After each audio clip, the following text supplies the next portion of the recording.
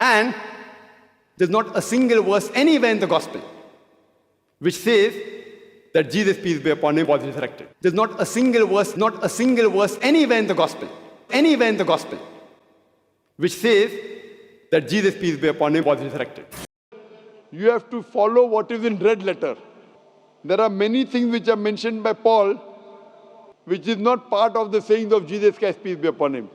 If you know, there is something like a red letter Bible. Red letter Bible means whatever Jesus Christ, peace be upon him, said is in red ink.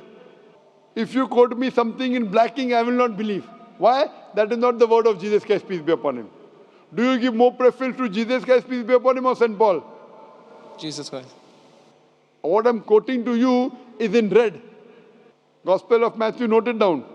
Gospel of Matthew, chapter number 12, verse number 38. So don't get me a quotation of black ink. To prove this wrong, you have to get me a quotation in red ink.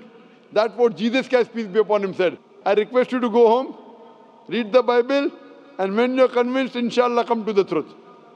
From that time, Jesus began to show his disciples that he must go to Jerusalem and suffer many things from the elders and chief priests and scribes and be killed. Yes, Jesus just said that he's going to Jerusalem and that he's going to be killed and be raised up on the third day. Now, watch what Peter does. Peter took him aside and began to rebuke him, saying, "God forbid it, Lord, this shall never happen to you." Peter here says exactly what a Muslim would say. "No, Jesus, you don't know what you're talking about. You're not going to die." And how does Jesus answer him? But he turned and said to Peter, "Get behind me, Satan.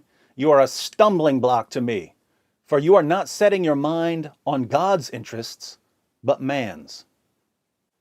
Why does Jesus call Peter, his most trusted disciple, Satan? He calls Peter Satan for saying that Jesus wasn't going up to Jerusalem to die. Now, Jesus clearly isn't saying that Peter is literally Satan. He wouldn't want Satan as the leader of the apostles. And he's not saying that Peter is possessed by Satan. I don't think Satan knew how God was going to use the crucifixion, so it wouldn't make sense for Satan to oppose Jesus' crucifixion. Jesus is rebuking Peter for opposing the gospel. Peter called Jesus the Son of the living God. So Peter got that part right. And Jesus said that that was revealed to him by the Father. But when Jesus tells Peter that he's going to die on the cross and rise from the dead, absolutely essential for our salvation, Peter says, "No."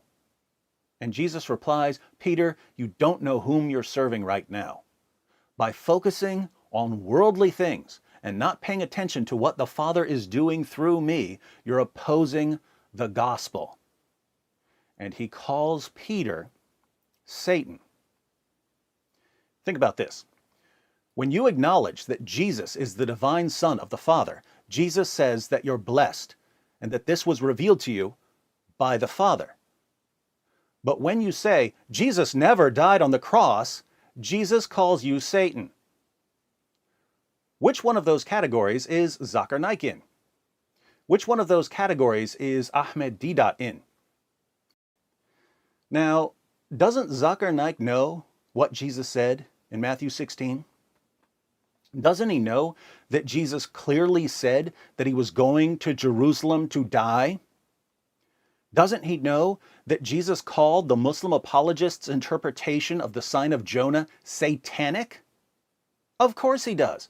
And yet he stands in front of crowds of gullible people who've never read the Gospel of Matthew, and he convinces them that what Jesus really said in the Gospel of Matthew was that he would never die on the cross.